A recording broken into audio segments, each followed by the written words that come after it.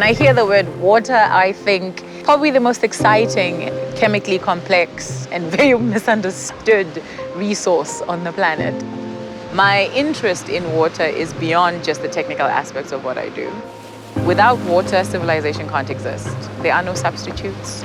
We have to find a way to continue to use it well, to recycle it, to protect it, and to make it accessible.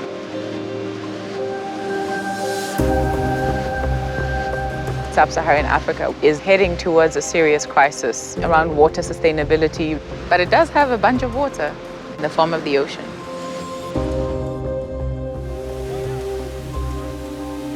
It's such a niche innovation area, especially because I think over the past couple of decades, the conversation around water is changing.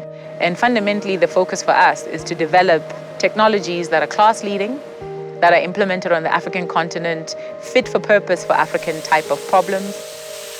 Nafasi is a business with a very simple objective: to create solutions and partnerships and intervene within the water value chain to achieve the primary objective of keeping Sub-Saharan Africa's water resources sustainable.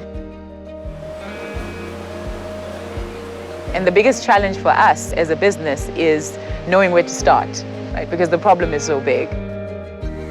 So we've chosen to start in extremely chemically polluted environments and the seawater desalination environment, and we're now moving into the wastewater reclamation space in the public sector.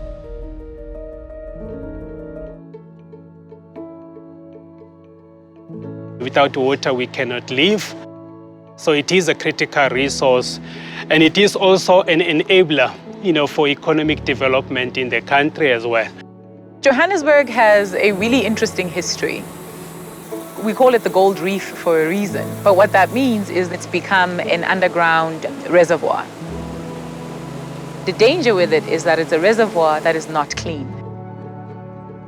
There's also a very large amount of metals, and in some instances, radioactive components. That is really the risk that we're trying to mitigate, is to prevent the water rising up to the point where it will start decanting, because then the impact to the environment will be huge.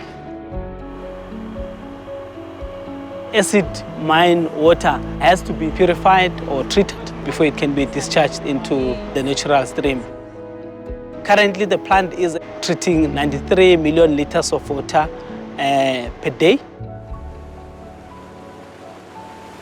This is where we discharge the water treated from the plant.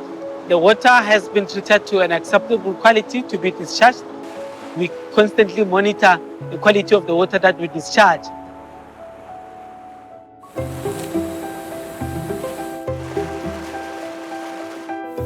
Growing up, I just thought water is from the rain.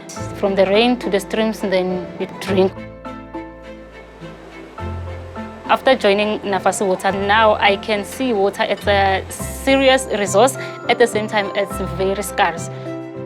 My role is corrective and preventive maintenance duties on equipment in order to minimize plant downtime.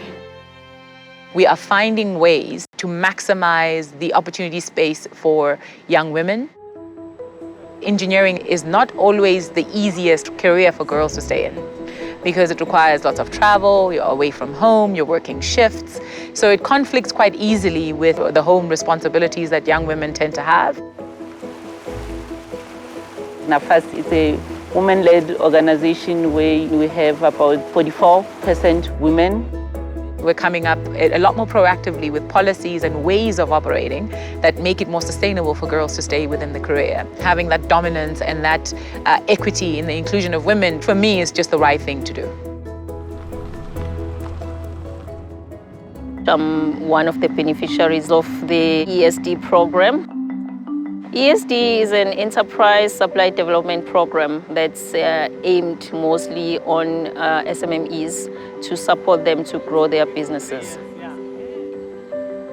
It's not easy at all to get your foot into this industry as a black female. But with Nafasi, there's been a lot of support.